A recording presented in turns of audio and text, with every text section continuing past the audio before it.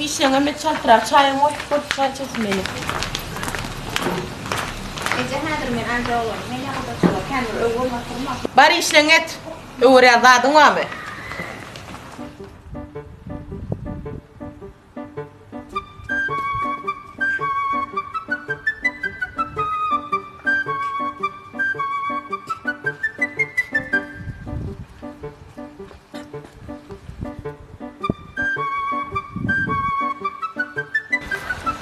Anne geliyor Ece.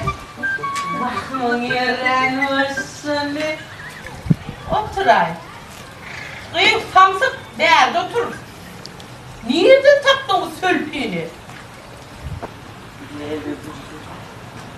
Vay bileli onlarımı. Tırnağı nerede satışmıyorsunuz siz? Kıydınız bilen bile bir yerde işleyer.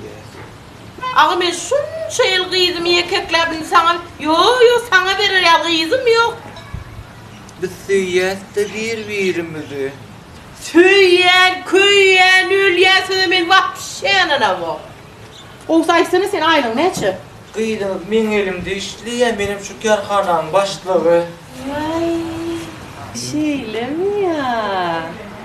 Bir kemçilim var, bir 4 tane ilit gamba, 5 tane maşinim var. Her bir vilayette kerhanalarım var.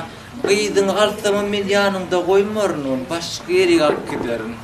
Vay ben kıydım gömük nahırım mı şırıp bilen oğa? Nahır pişireni gerek değil, öyde kiçirecek kukcamda 4 tane power'ımız var nahır pişiriyor. Vay iyi işlere mi bilen o? İş edeni gerek değil, 3 tane borçsamız var öyde.